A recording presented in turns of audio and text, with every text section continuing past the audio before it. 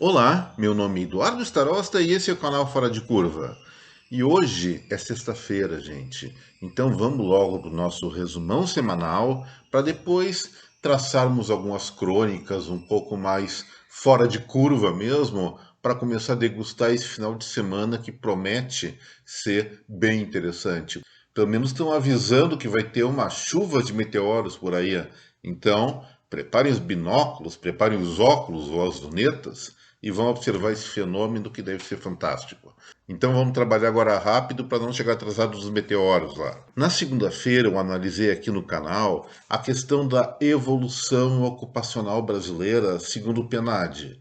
Normalmente esse indicador ele é o mais usado para ver a quantas anda o emprego e desemprego, mas eu resolvi fazer uma coisa um pouco mais ampla e mais esclarecedora. Eu peguei os dados do PNAD desde a década passada para avaliar como que estava se comportando a estrutura do emprego brasileiro. E aí tem uma coisa interessante, muito interessante, aliás. Ao invés de nós observarmos um crescimento do emprego formal, isso não aconteceu de maneira tão efetiva. Claro, nós tivemos a crise lá de 2015, 2016, 2017, parte de 2018, e também problema da pandemia, especialmente 2020. Mas não é essa questão que pegou ali, gente. A participação no mercado de trabalho vem aumentando muito naquele segmento que nós classificamos, o IBGE classifica por conta própria. Quem são essas pessoas? São os profissionais liberais e especialmente aquelas pessoas que decidiram ou foram levadas a, em um certo momento da sua vida, parar de ter carteira de trabalho assinada ou ter patrão e empreender por conta própria no sentido de diversificar sua clientela para conseguir melhores padrões de renda. E esse tipo de trabalho por conta mostra claros sinais que no médio ou no longo prazo vai começar a predominar no Brasil.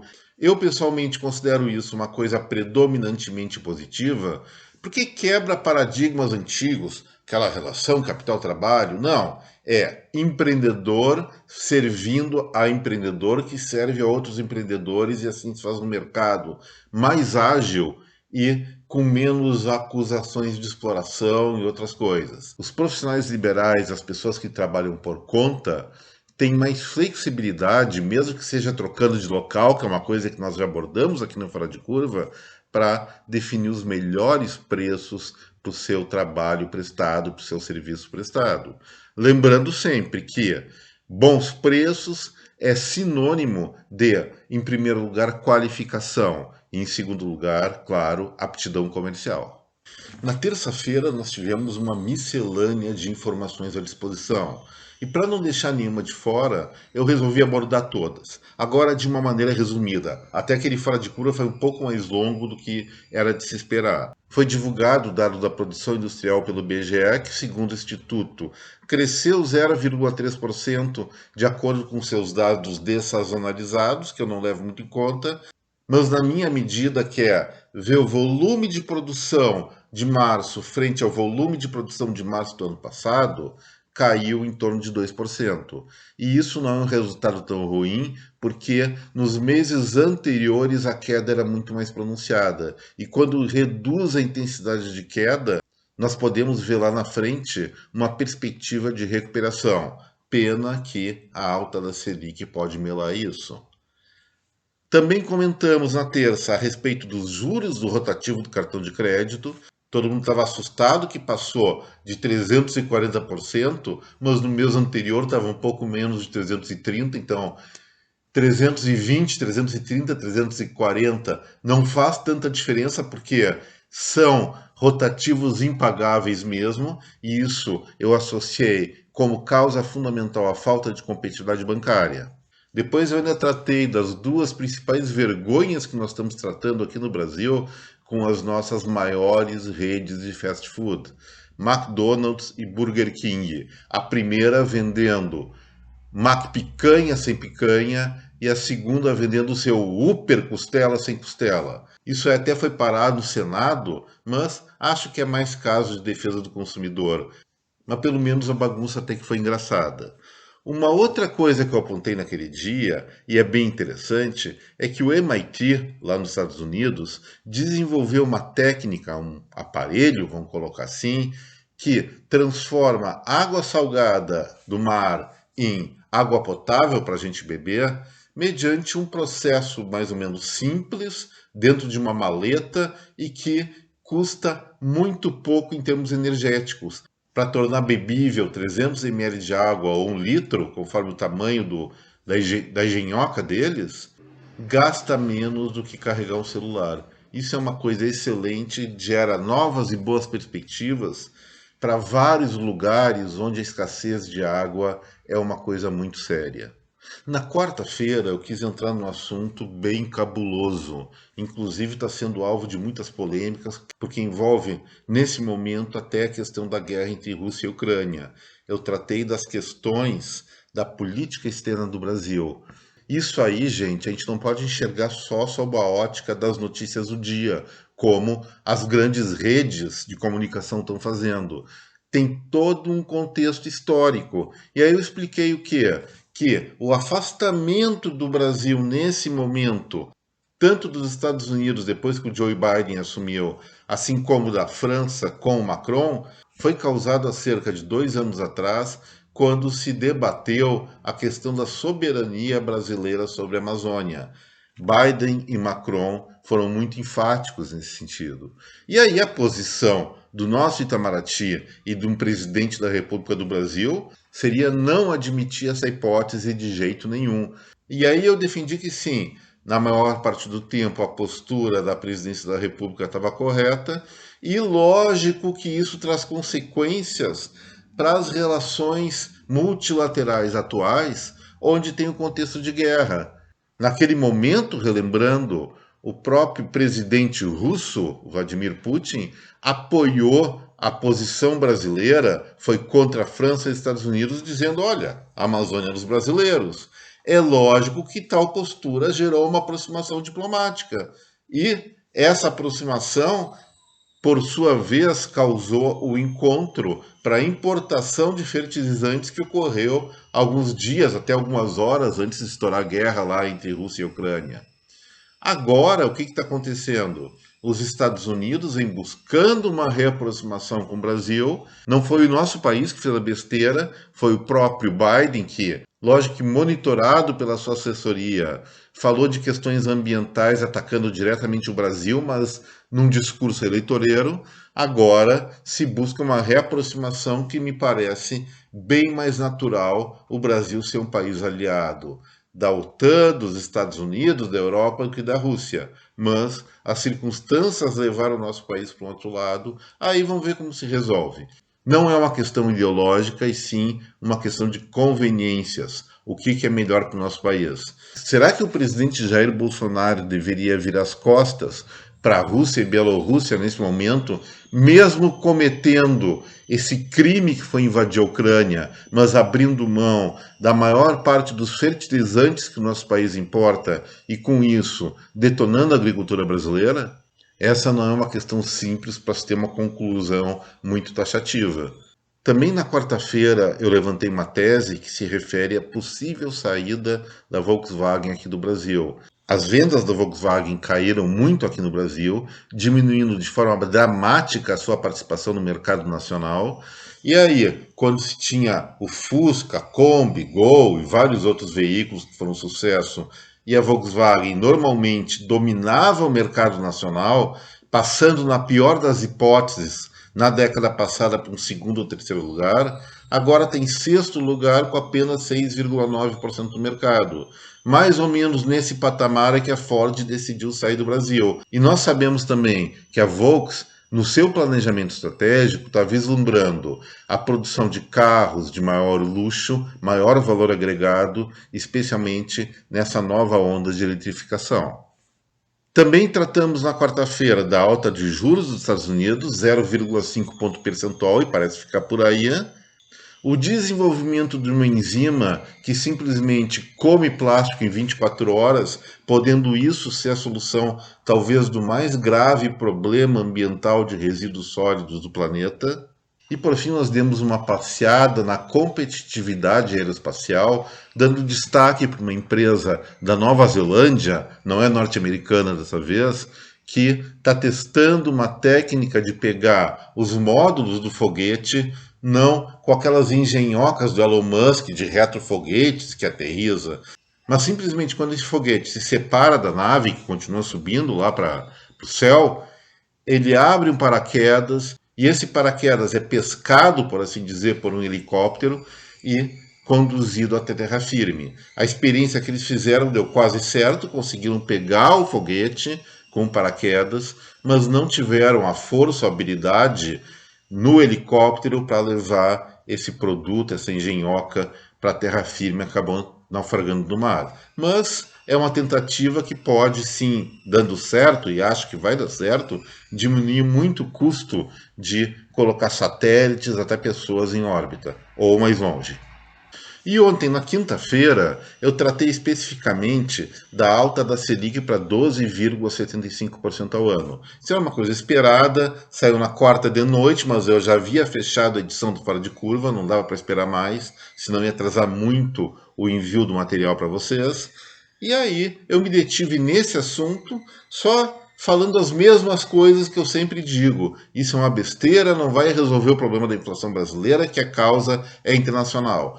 Aproveitei também ontem, com a falta de assuntos de grande importância, para dar ênfase para uma proposta de lei complementar que voltou a tramitar no Congresso Nacional, simplesmente para atualizar os valores de limite tanto para a microempresa individual como para o Simples. O Simples passaria de 4 milhões e pouco de faturamento ao ano para 8 milhões. Seria nada menos do que a correção pelo IPCA do valor inicialmente estabelecido em 2008 nessa fase do Simples. Achei isso muito positivo, se for aprovado, tem seus meandros, tem suas dificuldades, e aproveitei também essa situação para resgatar uma ideia que eu tive lá no início da década passada, a respeito de um sistema tributário mais aperfeiçoado e mais fácil para o Brasil. É simplesmente pegar o simples e trabalhar ele com ondas. Ou seja, quando a empresa chega no topo do faturamento de enquadramento, quando as alíquotas são maiores, ela começa tudo de novo. O faturamento adicional ele é tributado pelas alíquotas mais baixas, formando na sequência ondas que facilitam muito, tanto para o contribuinte como para a Receita Federal, a questão da tributação no Brasil. Espero que isso vá adiante um dia. O importante é simplificar e reduzir carga fiscal. E agora, na sexta-feira, gente, o que eu queria destacar para vocês sobre esse aspecto não é economia, mas é geopolítica, foi uma decisão do governo chinês que, dentro de 2 anos, simplesmente todas as repartições públicas daquele país vão ser obrigadas a trabalhar com computadores fabricados dentro da própria China. É um protecionismo? Claro que é, mas com uma visão geopolítica. Eu já abordei algumas vezes aqui que o mundo está se polarizando. E isso é um caminho que, se não surgir algum cisma, se não surgir alguma coisa muito nova que bote essa besteira abaixo, isso vai se consolidar nos próximos anos. Dá para ver claramente, no mínimo, 2 blocos antagônicos se formando nesse momento, que é a OTAN e China. A Rússia, mesmo que esteja em guerra, é uma nação oscilante entre 2 blocos, ou pode tentar formar seu terceiro bloco, não sabe. Outra distensão que eventualmente pode ser criada é União Europeia frente à América do Norte, disputa pelo mercado. Essa eu não sei se vai acontecer. A cisão ideológica realmente é encabeçada por Estados Unidos de um lado e China do outro. E a China, prevendo isso, já está há muito tempo fazendo ou promovendo um certo isolamento do mundo, como já fez várias vezes no passado, buscando sua autossuficiência na ponta tecnológica, e a nacionalização de todos os computadores faz parte disso. Não tenho certeza se isso é uma boa ideia, mas nós conhecemos o Partido Comunista Chinês e se vem uma ordem de cima, ela tem que ser acatada em todas as esferas abaixo. Então isso vai acontecer mesmo, no curto prazo gera um brutal movimento de mercado na China, que está às voltas, foi a vez dela, agora está às voltas com a Covid, mas após acabar esse boom de consumo que deve ocorrer, eu tenho sérias dúvidas sobre a vitalidade econômica dos chineses na busca desse isolamento. É aguardar para ver. E agora, gente, vamos para a melhor parte do Fora de Curva de hoje, que são as crônicas da sexta-feira. E eu vou começar comentando a respeito da mudança de postura da assistente do Google. De repente tinha alguém com vontade de xingar alguém, e xingar alguém é uma coisa politicamente incorreta agora, xingava o assistente do Google. Oh, vai para não sei quando, tu é isso, tu é aquilo. E o coitado do assistente ou da assistente dizia, olha, não entendi. Agora eles desenvolveram a defesa da inteligência artificial deles. Então, se a gente fala uma frase ofensiva para o assistente do Google, vai dizer frases do tipo: não fale assim comigo. Ou então, o respeito é fundamental em todas as relações, inclusive na nossa. Gente, eu sempre faço questão de ser educado com as pessoas. Mas vamos falar a verdade, tem horas que a gente está com a macaca e dá vontade de xingar alguém. E aí tem um assistente virtual. Algumas pessoas gostam de xingar assistente virtual porque não é algo real, não é uma realidade. Nós somos seres animais, nós somos bicho. E bicho tem oscilação de humor. E se a gente não pode descarregar o nosso mau humor nem numa maquininha, imagina o grau de tensão que cada um de nós vai ficar. Sim, temos que ser educados, mas temos que ter também nossas válvulas de escape, senão nós não podemos ser quem nós somos. Vamos falar daquele velho papo de conservador e progressista, essa baita besteira.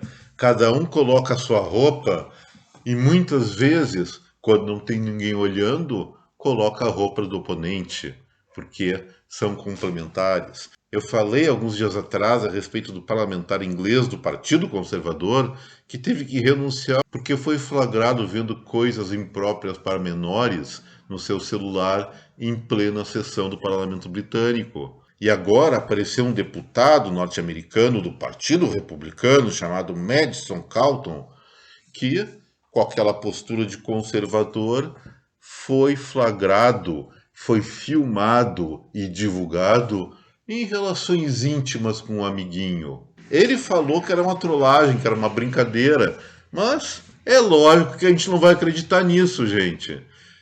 A moral da história, a história não tem moral. Então talvez o mais sábio seja, tudo bem fazer uma piadinha ou outra, mas não ficar berrando que eu sou contra isso, sou contra aquilo, porque eu não estou na pele do outro. Então, vamos rir, vamos acabar com esse politicamente correto, mas acima de tudo, vamos respeitar as opções alheias, por mais esdrúxulas que nos pareçam. Se elas não nos atingem diretamente, tanto faz como tanto fez. E isso é uma lição tanto para os conservadores como para os chamados progressistas, que muitas vezes são mais caretas que os próprios conservadores. Têm a cabeça mais fechada do que qualquer outro grupo social. Falando nessas perversões, é muito normal, gente, que dentro de um casamento alguém pule a cerca.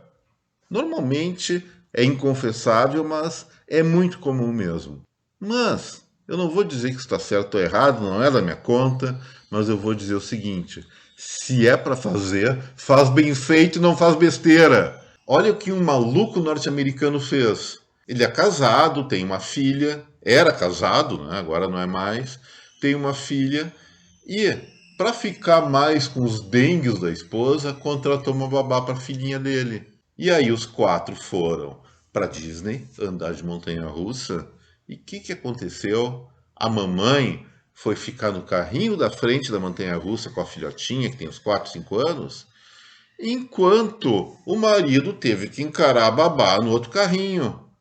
E aí me fotografam a situação. A Disney fotografou isso, culpa do Mickey. Fotografou com a mãe na frente se divertindo com a criança e o pai atrás se divertindo com a babá. Pelo jeito era a babá que estava se divertindo com ele.